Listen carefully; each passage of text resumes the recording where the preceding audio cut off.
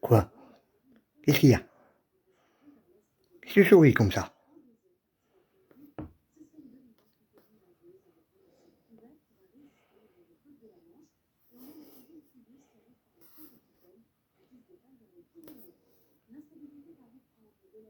Non, je sais pas. Qu'est-ce que j'oublie?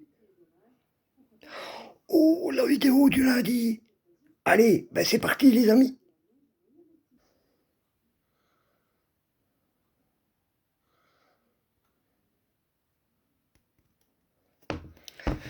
Salut la communauté! J'espère que vous allez bien. Bienvenue pour la vidéo du lundi 24 mars 2025. Aujourd'hui, comme vous avez pu le voir en intro, une petite intro, je vais vous parler de la planche Ouija. Alors, je vous le raconte, hein. Donc, le Ouija, on dit toujours là, mais c'est le Ouija, est une planche sur laquelle apparaissent les lettres de l'alphabet latin, les 10 chiffres arabes, ainsi que les termes oui et non, bonjour et au revoir, censé permettre la communication avec les esprits au moyen d'un accessoire placé sur la planche, ce qu'on appelle la goutte. Généralement un verre retourné ou une goutte, un objet disposant d'un côté pointu. Selon la parapsychologie, le Ouija est un moyen classique avec risque d'entrer en communication avec le monde des esprits. Le spiritisme aux États-Unis d'Amérique au XIXe siècle, notamment à la suite des nombreux deuils consécutifs à la guerre de sécession, des journaux évoquent son usage dans les camps de spiritistes de l'Ohio en 1886.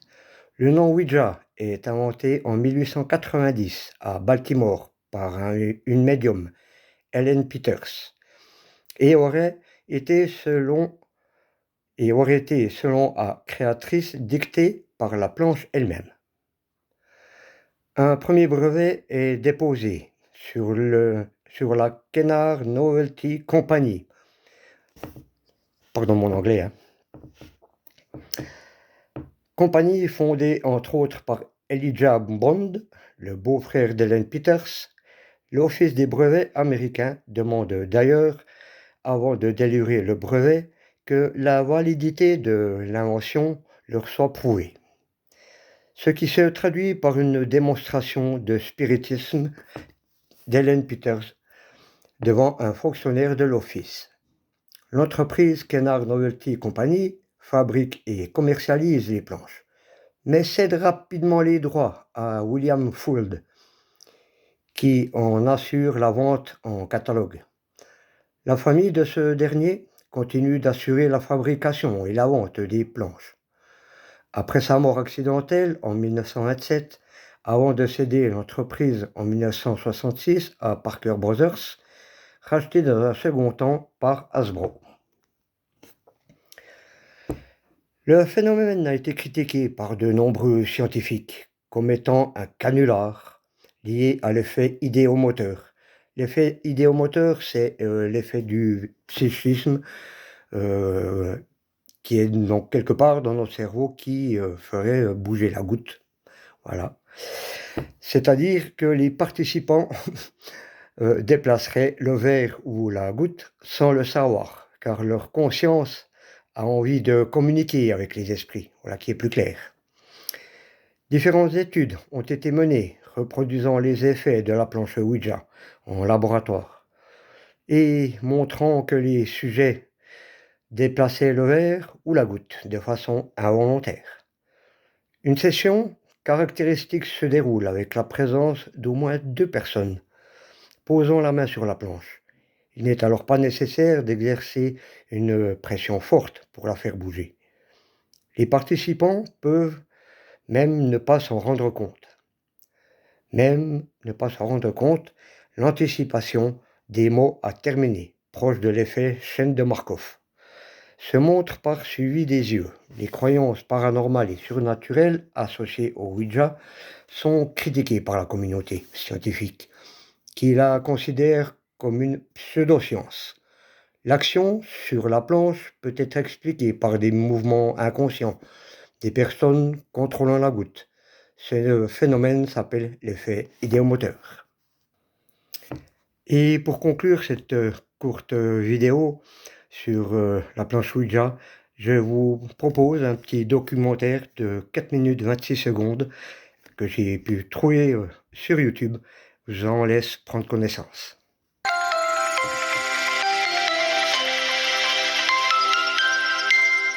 Le Ouija est une pratique dangereuse même si certains adeptes inconscients vous diront le contraire. La planche Ouija, elle, est utilisée pour soi-disant communiquer avec les esprits de l'au-delà ou un être cher disparu. Pour beaucoup, la planche de Ouija ressuscite le souvenir de rencontres fantomatiques et d'avertissements sinistres.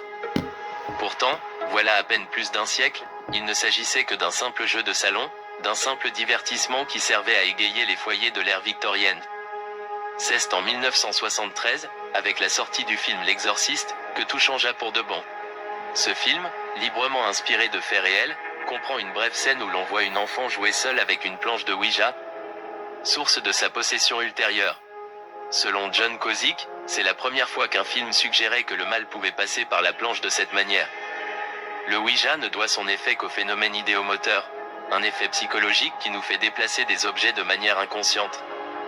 La séance de Ouija n'en demeure pas moins une activité populaire lors des soirées pyjama des préados. Qu'est-ce que le Ouija board ou planche Ouija? Rien de bien sorcier, direz-vous?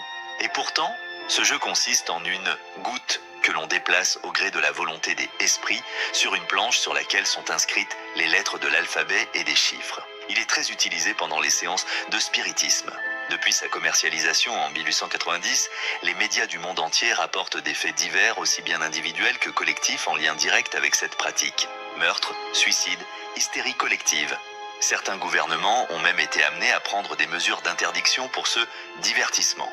Selon le père José María Muñoz Urbano, exorciste, 60% des cas de possession ou d'infestation démoniaque qu'il rencontre sont dus à des exercices sur la planche Ouija. Ce jeu est en réalité un rite conçu pour entrer en contact avec des entités de l'au-delà et peut avoir des conséquences tant sur le plan psychologique que physique. Ces planches, utilisées lors de séances de spiritisme, ont un grand succès. Voici comment elles fonctionnent. Vous avez probablement une connaissance qui vous a déjà juré sur tout ce qu'elle a de plus cher que les esprits existent. Expérience personnelle à l'appui.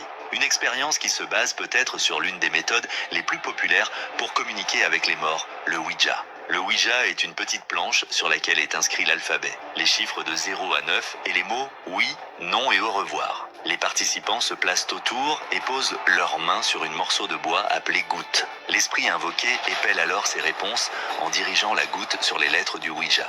Mis en vente dans les magasins de jouets des années 1890, il s'inspire, selon Robert Murch, historien spécialisé dans le spiritisme, des talking boards, des planches très populaires pendant la guerre de sécession auprès des familles qui voulaient contacter les soldats décédés.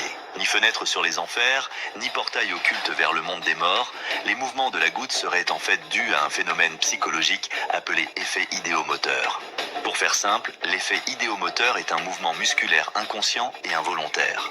Vous bougez alors que vous ne l'avez pas voulu. Par exemple, lorsqu'on est sur le point de s'endormir et que l'impression soudaine de tomber nous réveille en sursaut. Ces mouvements involontaires peuvent aussi arriver éveillés, mais sont alors beaucoup moins brusques. Lors d'une séance de Ouija, le cerveau crée inconsciemment des images en réponse aux questions posées à l'esprit. Il transfère ensuite les mouvements au corps, mais sans que l'on soit conscient de cette influence. La goutte sert ainsi à canaliser ces mouvements en concentrant l'attention. Une manière simple de vérifier ce phénomène est d'effectuer une séance avec les yeux bandés. Comme les participants ne sont plus capables de visualiser les lettres, les fantômes deviennent immédiatement analphabètes. Les mouvements provoqués par effet idéomoteur n'étant pas conscients, il est très difficile d'admettre que nous en sommes effectivement les auteurs. Le succès de la planche de Ouija réside dans le fait que les mouvements provoqués par le subconscient sont plus puissants lorsqu'on est persuadé de ne pas être en pleine possession de ses moyens. Quand on pense être dirigé par un esprit par exemple.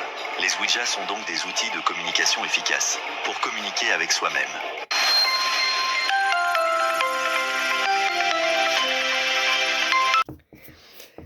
Voilà, c'est tout pour aujourd'hui les amis. J'espère que ce petit documentaire vous aura intéressé. N'hésitez pas à me dire ce que vous en pensez en commentaire. Likez, commentez, partagez. Abonnez-vous si ce n'est pas déjà fait. Merci de m'avoir suivi en tous les cas. Et rendez-vous lundi prochain. Ciao, ciao!